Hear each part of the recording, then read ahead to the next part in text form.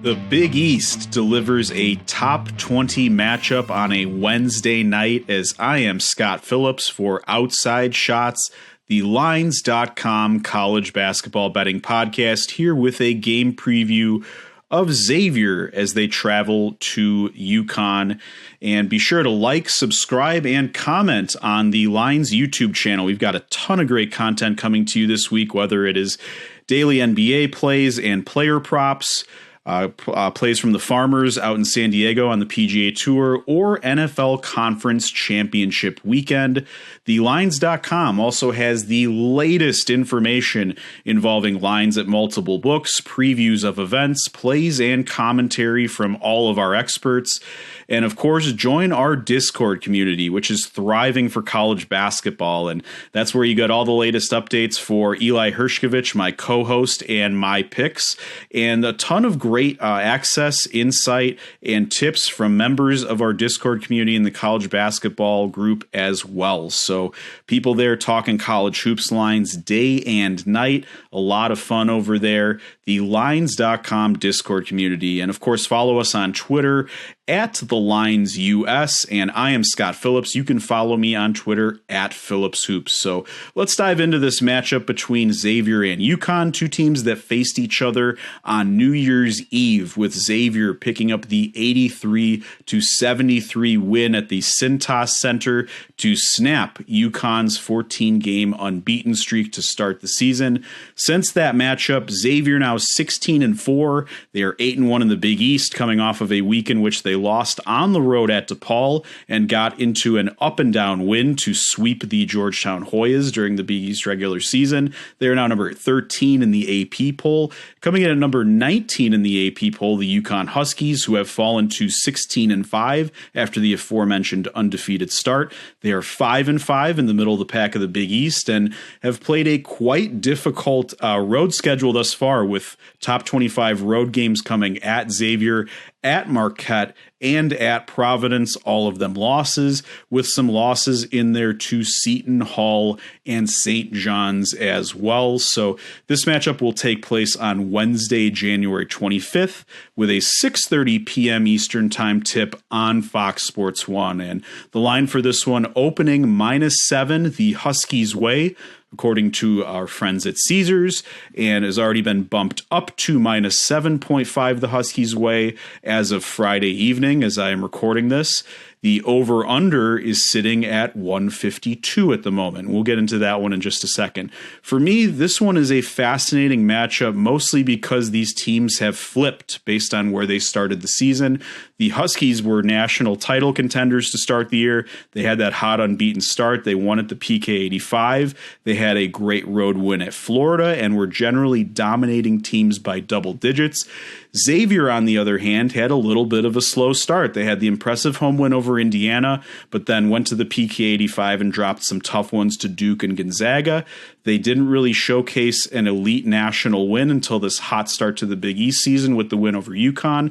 And even though they are off to that 8-1 start in the Big East, the Musketeers have not played the most difficult conference schedule yet, particularly on the road. They've had some sleepy road contests at DePaul, which they lost. They played at Georgetown, which was an up-and-down shootout, and then also a game at Villanova, who's been one of the worst teams in the conference as well. So this will be one of the first true road tests for Xavier this year. They also have to go on the road at Creighton after this and face Providence right after.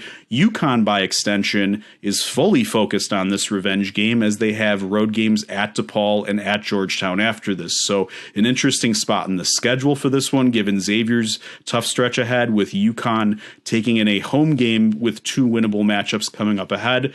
For me, I am going to target the over-under 152 here.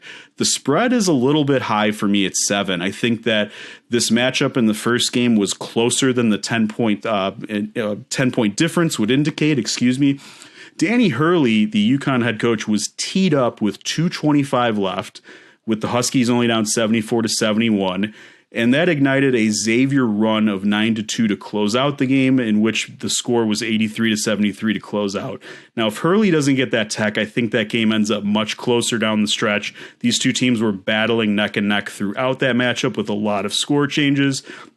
So for me, I'm not comfortable with that line at -7, even though Xavier has been a little bit susceptible on the road, and the Huskies are sure to have a riled up crowd at Gamble Pavilion for this one. The reason I like the over-under at 152 is that Xavier is one of the fastest teams up and down in the country. They have a top 15 tempo. They've got a really good offense with 5 good starters that can space you out at different spots and score all over. They can really get dynamic in terms of getting downhill with dribble drive from guys like Colby Jones. And Zach Fremantle has been sensational recently with a couple of near triple doubles, a 30-point outing his last game, and a solid effort in his first matchup against UConn.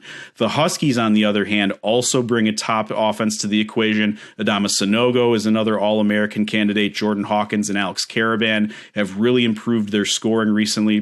Caravan in particular is averaging 14.2 points the last 4 games after struggling a little bit in the middle of the season. In the first matchup between these two teams, Hawkins and Caravan combined to go 3 for 13 from 3-point range, even though the Huskies shot a respectable 13 for 37 from 3-point range in the game.